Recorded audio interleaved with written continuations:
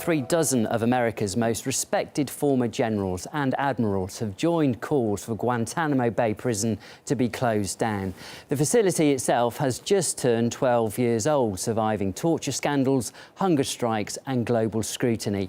RT's Anastasia Churkina brings us her final report from Guantanamo.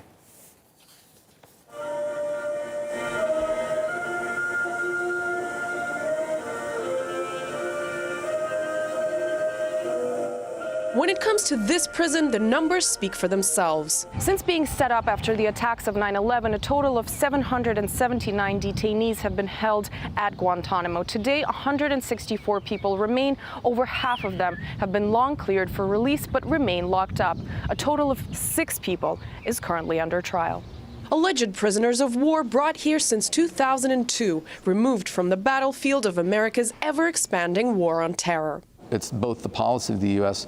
not to hold anyone longer than necessary, but we also know that whenever we release someone, we assume a risk. Over a period of more than a decade, the majority of detainees held here have been set free. If the men at Guantanamo were really these superhuman monsters, the worst of the worst, quote Dick Cheney, they wouldn't have been released. Most of those still kept locked up have not been charged and are being held indefinitely. What sort of a black hole of a limbo are we existing in, where the President of the United States simply refuses to say they're innocent? But U.S. officials say the law of war reigns behind this barbed wire. The idea is that in a war, when you capture folks, you, as the capturing authority, are permitted to hold people during the duration of hostilities. When hostilities end, or if there's no longer any purpose, legitimate purpose to hold the men, they must be released. A tiny problem. The war on terror has no geographic borders, with men once held here repatriated to a wide array of countries. The rules that are applied in Guantanamo are only specific to Guantanamo. You couldn't even have a Guantanamo case heard on the U.S. mainland because it would be unconstitutional and illegal. The war on terror also has no end in sight, and national security is a popular excuse to simply ignore the law. Despite the rhetoric, it really isn't about national security or prisoners being so dangerous that they can't possibly be released.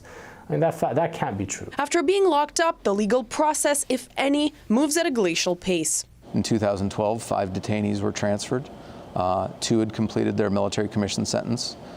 2 were court-ordered released detainees who'd been repatriated, and 1 was a suicide. Over the years, countless detainee claims of mistreatment and abuse, dozens of suicide attempts, mass hunger strikes, lost patience and hope. Just this year, the majority of the prison population refused to eat for 6 months straight, only to be force-fed. The mandate that we have is being able to provide adequate nutrition to preserve life. Washington has appointed a new envoy to close a camp that is a dark spot on America's image. This comes after a mass hunger strike that returned the world's attention to the place that some have dubbed a gulag of our times. Even if closed, it seems to have created enough damage to remain a stain in U.S. history forever. It's very easy to end Guantanamo, right? You release the men that you're not prosecuting. Right. And as you said, only 6 men are being prosecuted right now.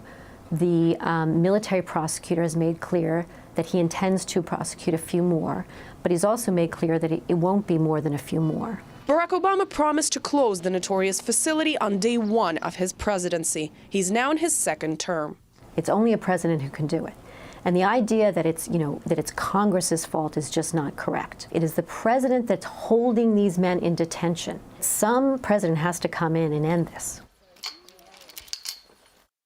It's hard to tell right now exactly how long we'll be down here doing this mission.